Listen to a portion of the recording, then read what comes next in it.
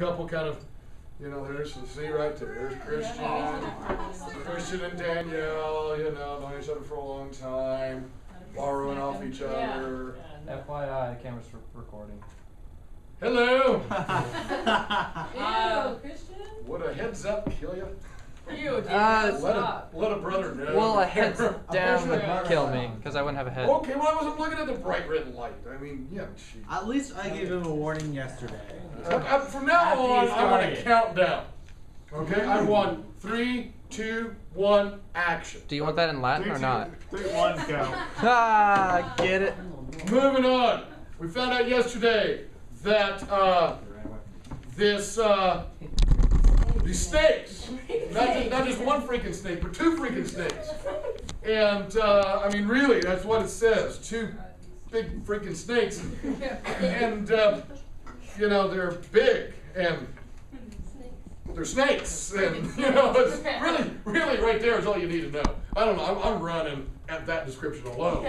Let alone the fact that these things are skimming the water with these giant coils, and then they're raised up at the front, and what's on the top of their heads? And this red crest, like they're army snakes, and and then their eyes. Did anybody ever see the Jungle Book? Oh yeah. Isn't the snake doesn't he do the trust in me? Yes. Just in me, that kind of thing. And so they've got, instead of like spinning circles for eyes, they've got ignis. Blood and fire. Blood and fire, sanguis and ignis, and they're licking their lips with their hissing tongues, and this is grosser than gross. And we pick it up in line 12. We got the verb, but we didn't really get the rest of that sentence in line 12 yesterday. Defugimus, we fled. Now, what I like about defugimus is not just fugimus, which also means fled, but this di prefix here, we fled in different directions. Right? I mean, it's like every Trojan for himself. It's like, get out of here. So we've scattered, and I love this expression, visu exsangues. Now, somebody tells us, get the grammar out of the way first here. One part of speech is visu. We've seen it once or twice this year, and I've introduced it. It's in my notes somewhere. This guy over here. What line is it? If you get this right, I swear. He was the one who gave it to us last time. Good grief. You didn't I'm teach really us this. He's the one that brought it up, which is why you taught it to us in Oh. the first place. Yeah. Would you just like to join the class? Sure, Would you why like not? to get out? It's a supine. It's a supine. Explain this weed. Supine.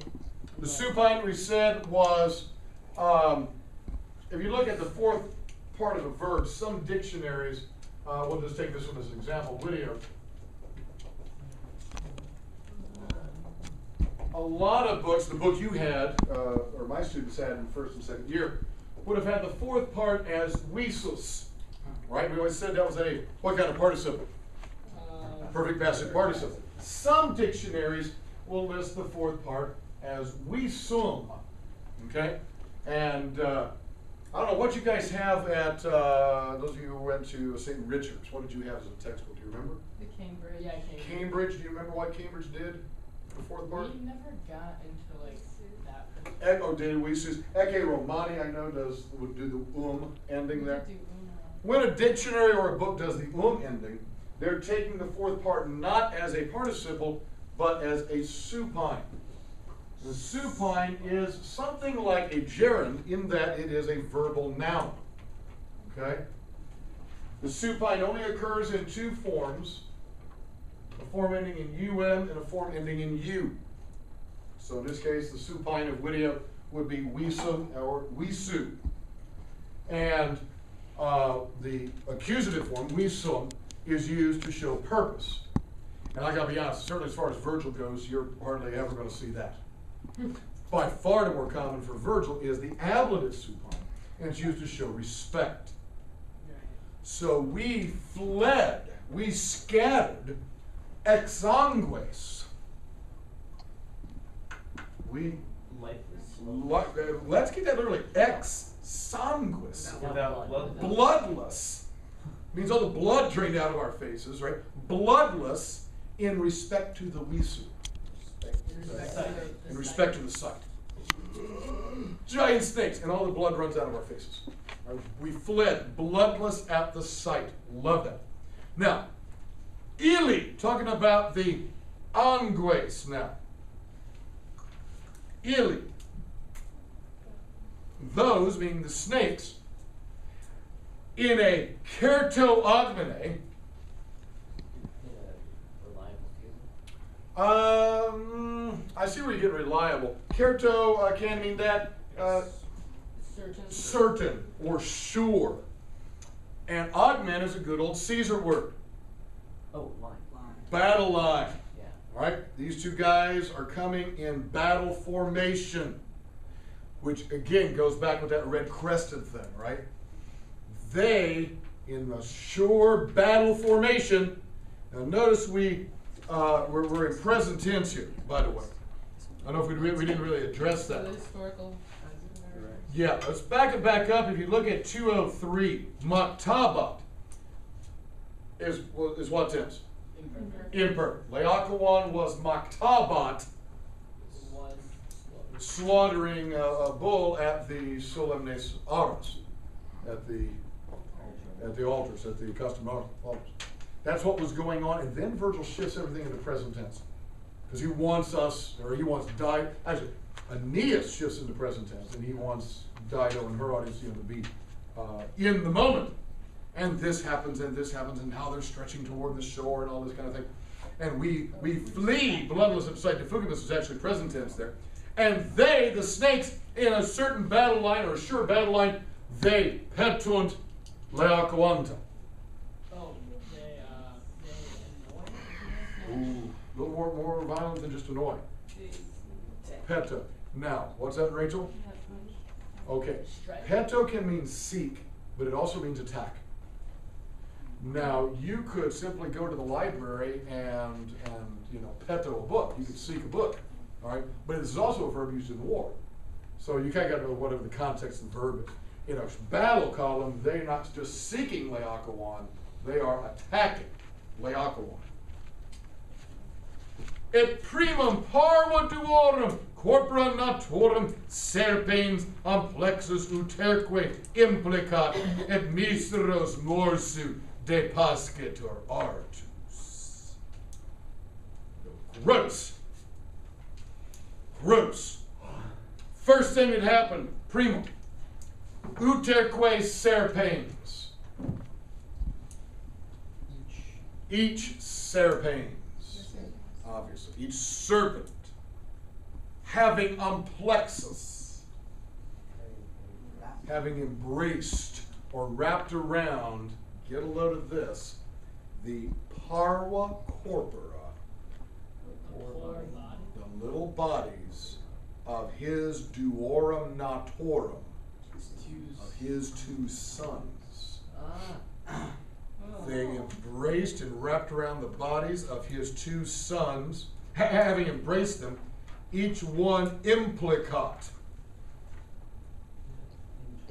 entwines them, and 2:15 is about the nastiest line you're going to read, except for what comes after it.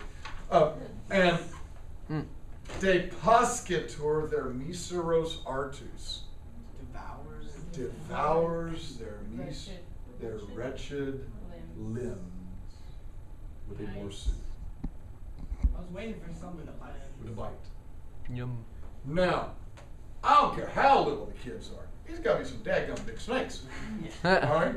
They go winding around and then start to chomp down and devour them with, doesn't say with several bites. Doesn't sound like they nibble the kids. All right, I mean, everybody's got a different way for, eating an Oreo, but I mean, these snakes is, Children are Oreos. it's possible. It's possible like children do cookies, yes. Is morsu the word that morsel comes from? Sure is. Absolutely. It's from mordeo, mordera, morsi, morsis. And it gives us two good words, morsel and also mordant. Do you know that word, M-O-R-D-A-N-T? Yes. Heard it. There's someone, not dead. Sometimes people are talked about having a mordant wit. Morden comes with means a biting wit. That's a good Bite, word. that's Morden, M-O-R-D-A-N-T, that's a very good word. So it comes to this Mordio, Mordera, and Morsi. Morsels. What is morsel?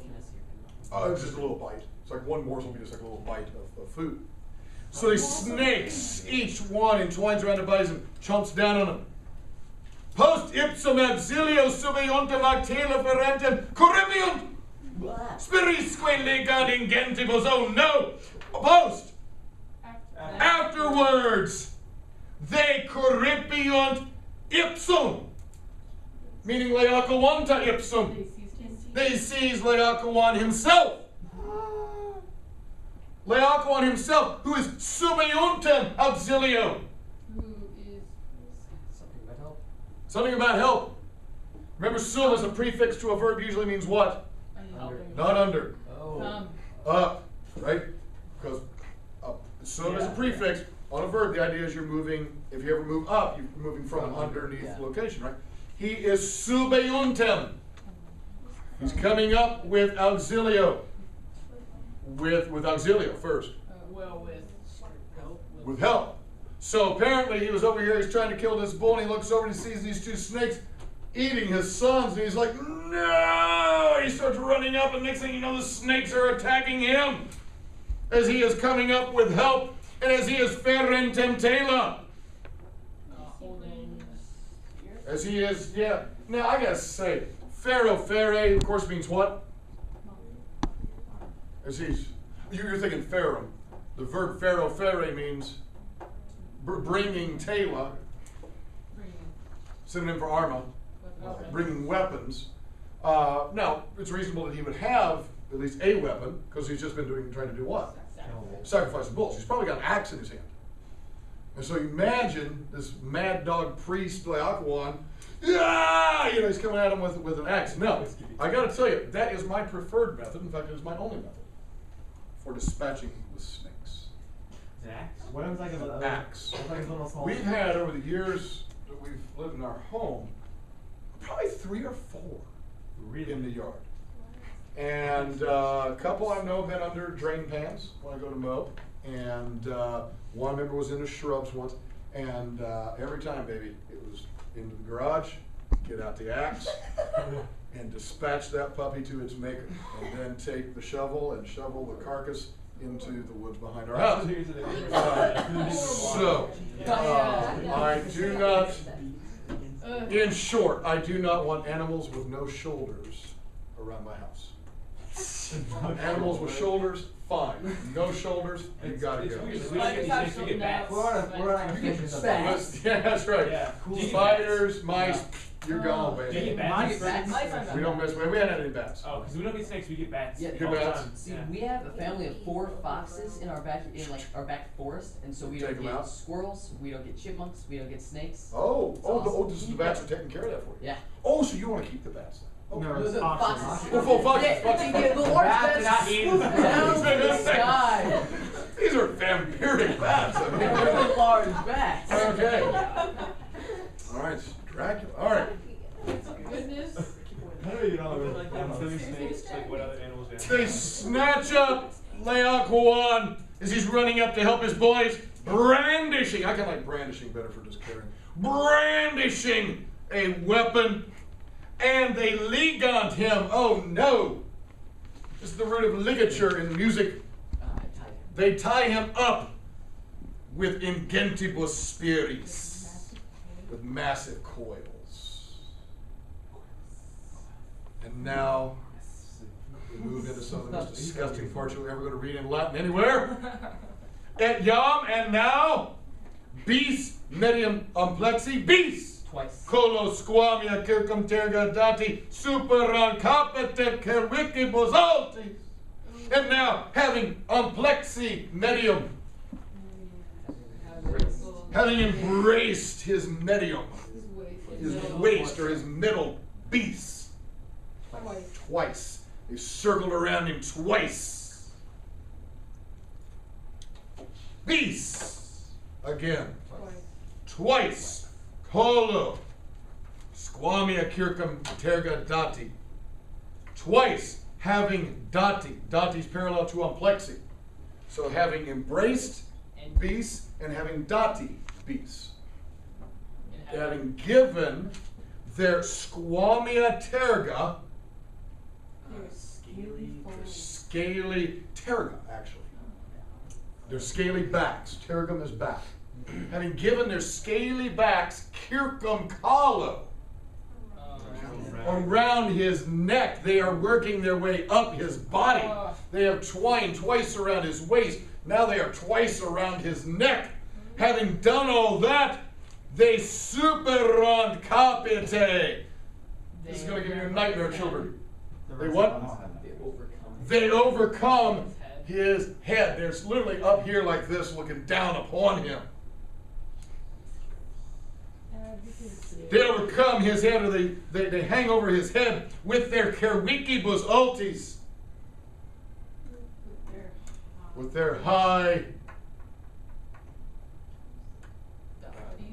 It's in your vocabulary there, cervix, with their high necks. So their necks are even above his head. So they're obviously these things are huge, right? And they're towering over him, looking down. And Ile, talking about Laocoon now, Ile, he at the same time, he tended, he stretches with his manipus, with his hands, to dweller of the nodos, to tear apart the nodos, the knots. He's really trying to get out of this sneaky trap.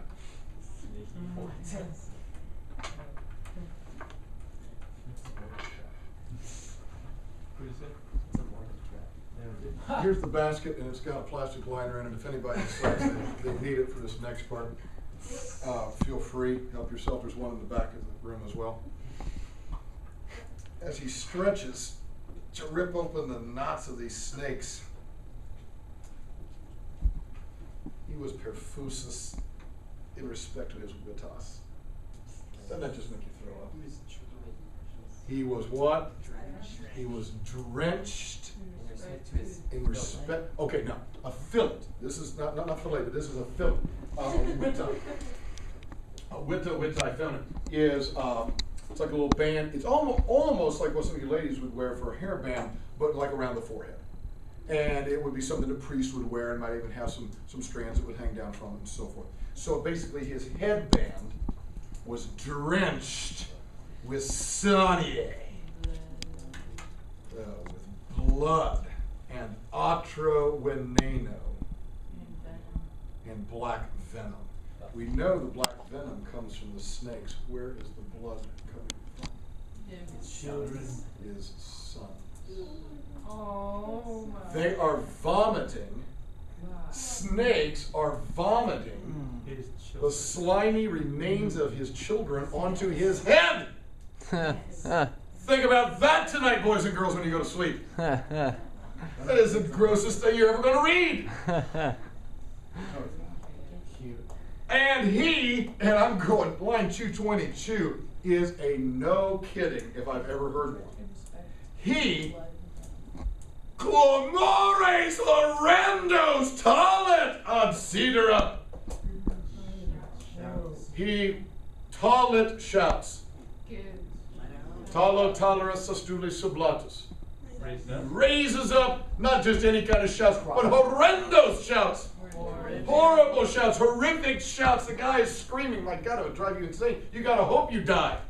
Can you imagine a father then living with this memory? I just got my sons puked on my head by a giant sea serpent. God, can you imagine the therapy? All right. He raises shrieking shouts to the Sidera, to the heavens, and oh, I don't really know. I know it's Aeneas telling the story, but this is just Virgil being cruelly poetic. Qualis. Just like Mugitus. Just like, how about take the first meeting there? Just like the bellow. When a Salcius taurus, when a wounded bull has fugit the aura, has fled from the altar, and has excused, has shaken off the incertam securum, the uncertain or unsure securum, acts from its ceruite. What was Laocoon doing right before this? Killing a bull. He was killing a bull, and now suddenly he becomes like the bull. And he says, can you imagine a bull? Here's the priest getting ready to sacrifice the bull. The priest misses the mark, slices the bull's neck, but doesn't kill him. And you can imagine, this is the kind of thing that's probably going to happen, maybe not all the time, not infrequently, and you imagine the shrieking bellowing of a bull who suddenly gets off the altar, bleeding from his neck. He says, that's what it was like when Laocoon was screaming. This is what it sounds like when it does cry. Yes? I thought. Snakes never actually ate my sons. They ate their limbs. I definitely think that's synecdoche for the whole kid. If you ate, I mean, what's left of you? If snakes come along and eat your limbs, I mean, I suppose you could be a trunk with a head, but I mean, realistically, I think. That's Wouldn't that be even more horrific though? Like, Yeah. it's even more drunk. Oh, yeah. Now, Snakes constricting. folks, take a look at page 96. Take a look at page 96. Okay. Now, this is an absolutely fabulous piece of sculpture. I love this, and you think back maybe in the art classes you might have had, you think back to the Greek stuff we did in second year. Look how far, well, compare this with the picture of the Discobolus over here. Look how far we've come in sculpture. You know, the first Greek sculpture, right, the hands and arms and all this stuff was part of the stone, and then they'd start to release the arms and release the legs from the stone. Next thing you know, they're trying to indicate movement. You get some stuff like the Discobolus there, which is pretty good. You've got a turned torso, but still not a whole lot of musculature there. You got some indications of muscle and some kind of stylized hair. And then you get this. Holy mackerel, whoever carved this, I mean, this individual knows anatomy, right? I mean, you know how muscles fold and work when a body twists. Nice. And I mean, I gotta say, the boys there, they look pretty ripped themselves. But anyhow. Like, why does everyone seem to be buff in these? Like, I remember a picture from one, I remember the first second year, I remember it was like in the first second year textbook, like, there was a picture of like Anis's son, and it was like a Yes, toddler. right. And he had abs. He was a toddler and he had abs. Exactly right. Well, folks, I tend not to talk about this in first year, but here's the fact of the matter. In the ancient world, nobody had eyes, everybody was naked, and everybody was Snow White. That's just how they actually looked, John. They really did look It's just like those that way. fish that live in caves. They are, yes. The ancient world, the humans were like blind fish. It's Exactly like how right. before the 1920s when they developed colored movies, Yeah. everything was black and white. That's right. Well, the world was black and Change white. color. Yes, yeah, yes. They didn't discover, alright, colored filming. They discovered like color itself. Color itself was invented. Yeah. Yes. Right. And the world It was was black like, and and white. luckily everyone got their shots, and then everyone could see color. It was great. Actually, all those films were shot with color film. I mean, they It's just just the world was black and They white. put on their emerald goggles. That's what I'm saying. It was like a over. Now, here's the thing about this statue. You see his arm? You see his right arm trying to right, Dweller nodos? Or, thank you, Malcolm. Okay? Wow. Where's that? That's great. It's in Vatican. Here's the deal. You go today and that's not what that statue will look like. That'd be censored for that. What, and museums used to do this kind of stuff all the time. If part of the statue was broken, they would find a replacement part. Oh no. Oh. And this statue, that right arm was originally off. They got another arm and put on it. Now, I think it was sometime, in the 20th century, I'm not sure. Some art historian was, and I can't remember if it was I don't think it was at a dig. I think it was at just maybe a museum that had lots of these parts, from statues and nobody knew what was what. And he saw an arm, and he says, I know where that goes. He says, that goes on the Laocoon. Lo and behold, the guy was right. That's cool. The actual arm bends back in. In fact, if you go and look even just on Wikipedia, if you just search up Laocoon, you will find both pictures. So if you ever see the picture of the arm sticking out, that's the older picture. They have now replaced it with the actual arm, which bends back in. That makes so much more sense. Yeah. It bends back in. And if you look at the kind of the shape of the group, the whole thing is basically an oval. And that arm sticking out kind of breaks the symmetry of it. Yeah. And what this art guy recognized was, no, the arm came back in to maintain the symmetry of the whole group. So, fantastic piece, fantastic bit of poetry. Do you want to know why they actually all are muscular like that? Like actually? No. Okay. Sure. I do. Yeah. Yeah, I do too. No, it's they because like the way they do this, they would secretly study like dead bodies. Like when you die, you get all tense and muscular. Oh, you mean? Oh, okay. I thought you meant why did they choose to Oh no. carve them as more muscular? Oh, I see. That's just like how they like were able to study. Because rigor mortis, is that? Yeah. Gemini lapsu de lubra, absuma dracones effugiant saiwai que petotritonitis archem. That's the real person. So pedibusque dei.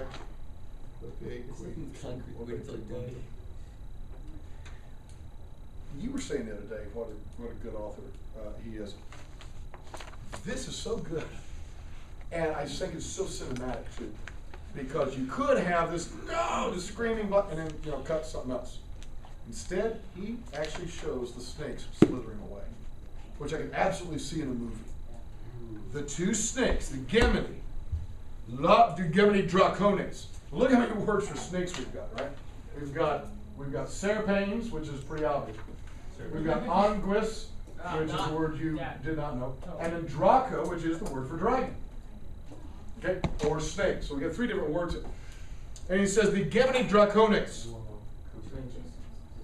twin snakes, they effugiunt ad summa de lubra. They flee to the Summa de Lubra.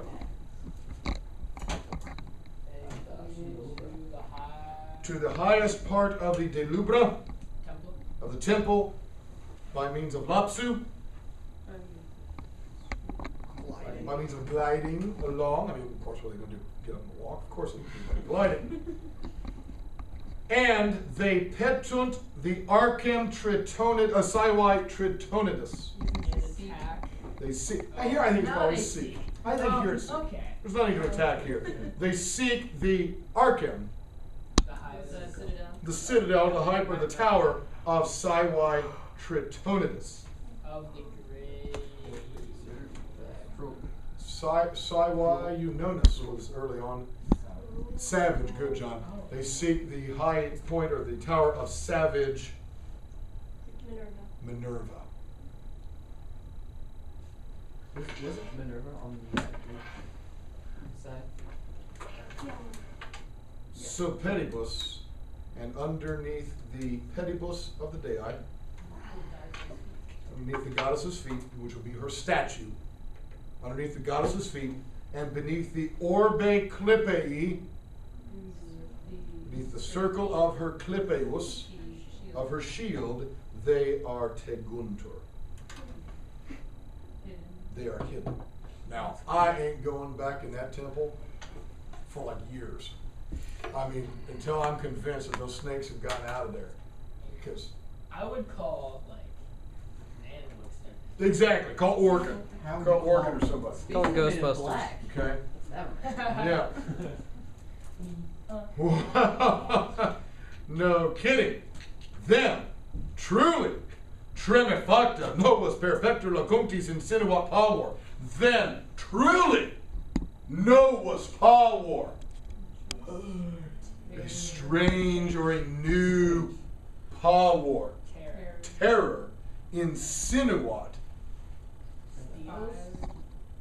Okay. What's a sine curve look like? A snake. A snake, a snake. Oh. A new fear snakes its way through all of our pectora, all of our hearts. All the Trojans now are really scared. Okay.